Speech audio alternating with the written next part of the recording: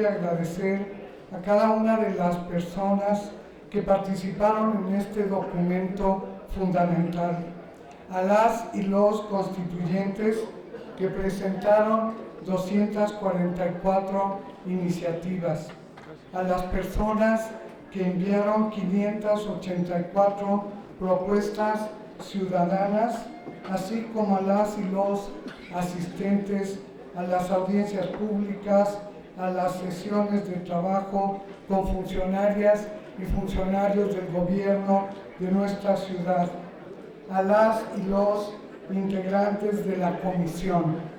Reconozco también, desde luego, a los equipos de trabajo de apoyo técnico por su profesionalismo y acompañamiento. Una mención muy especial merece el grupo redactor integrado por 30 personas expertas que elaboraron de la mano del jefe de gobierno el proyecto de Constitución. Gracias a esta base conceptual, la Carta de Derechos será el ordenamiento vanguardista más importante entre las entidades federativas.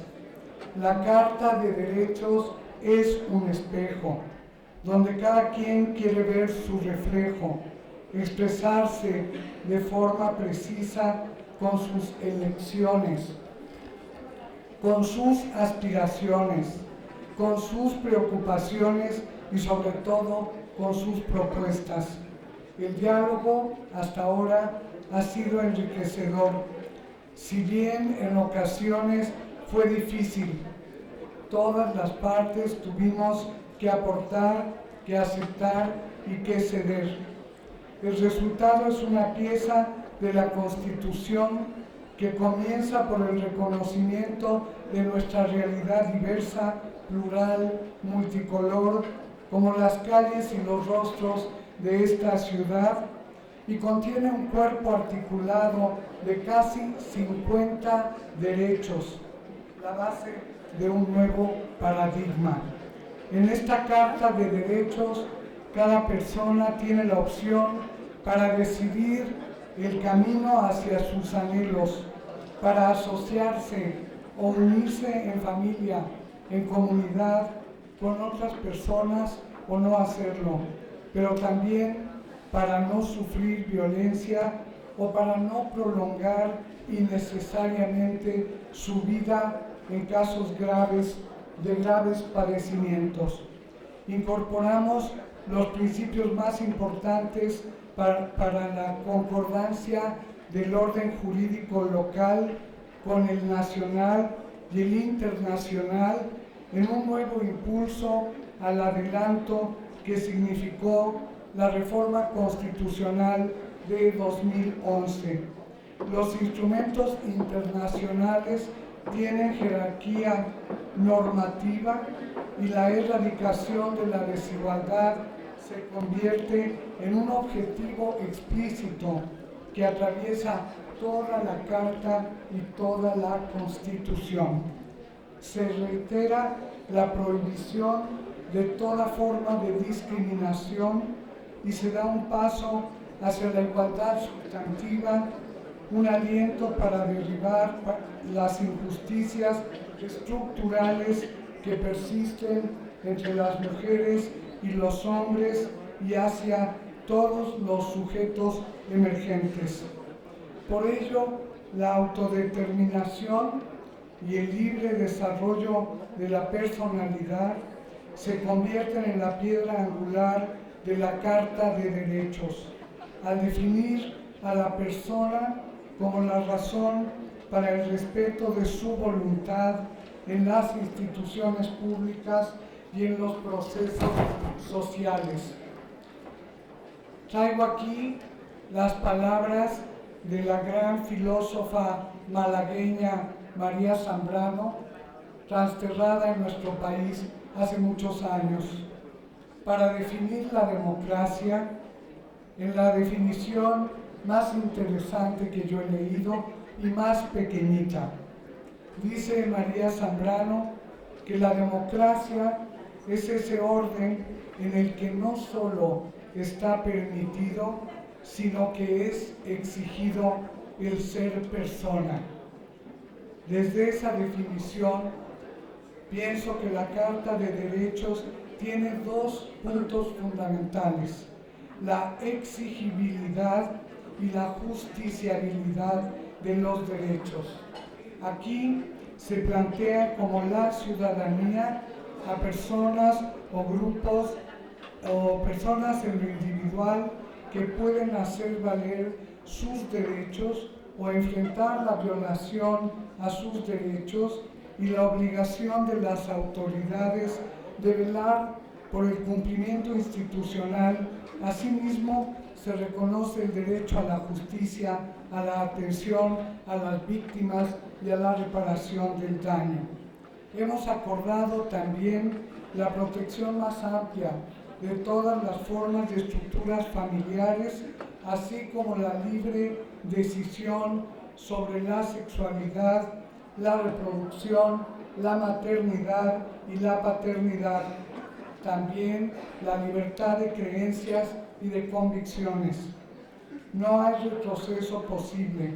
La Ciudad de México es y seguirá siendo un espacio incluyente, abierto para cualquier grupo religioso, para cualquier orientación sexual, cualquier expresión étnica o cultural, y la principal labor de las autoridades es generar las condiciones para una convivencia respetuosa y pacífica entre diferentes en pos de la igualdad.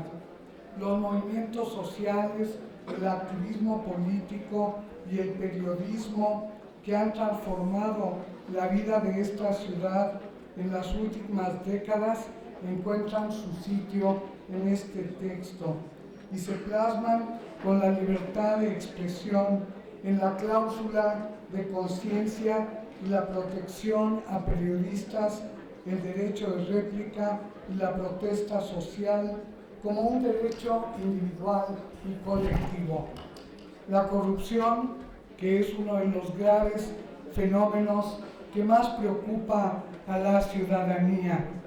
Cada acto ilegal daña no solo las aportaciones fiscales de la sociedad, sino daña la institucionalidad y la confianza. Por eso los cimientos de la política para enfrentar la corrupción en este proyecto están en el derecho al buen gobierno. Se define también que las instancias oficiales que reciban recursos públicos deben ofrecer información libre y plural en formatos de datos abiertos, diseño universal y accesible. Desde el inicio, los temas del trabajo y la educación suscitaron posturas encontradas en esta comisión. Sin embargo, una vez que se esclarecieron los límites de las competencias, fue posible construir un consenso para establecer los principios para el máximo disfrute de estos derechos en nuestra ciudad.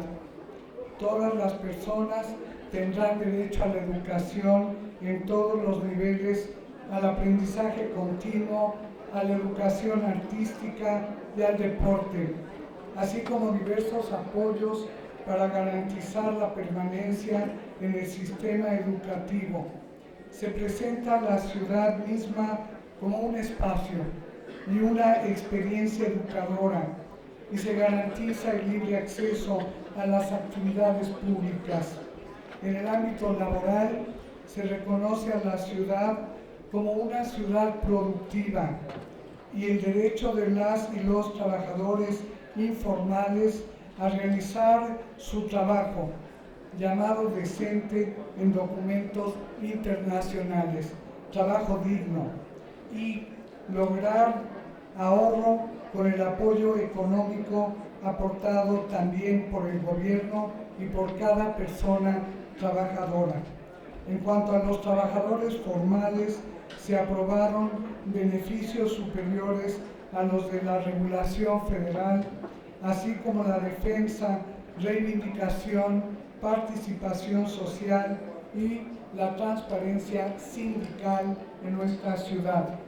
La propuesta establece el derecho al acceso y a la participación individual y colectiva en la cultura, al uso de tecnologías de la información y la comunicación, al uso gratuito de Internet en todos los espacios e instalaciones públicas. Además de esas dimensiones de la cultura, se reconoce que las personas somos creadoras, portadoras y reproductoras de cultura. La cultura de cada quien debe ser tratada con respeto y dignidad. Los programas sociales que han generado bienestar en esta ciudad, como la protección a personas mayores, se han convertido en derechos.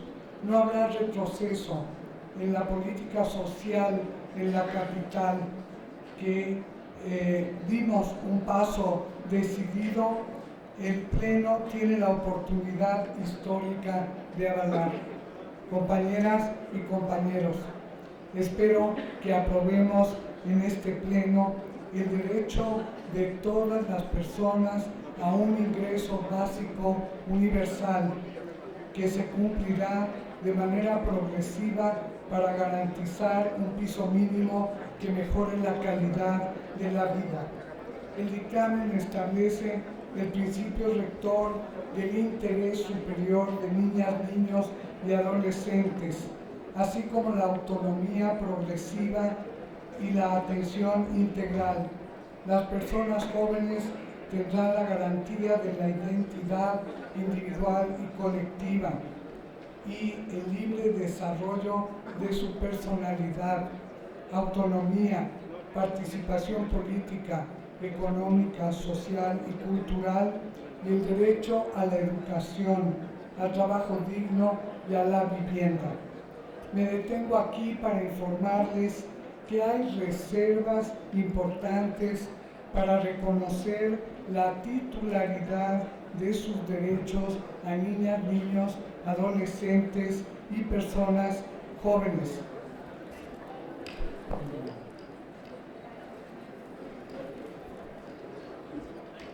Reconocerlos, desde luego, como sujetos de derecho.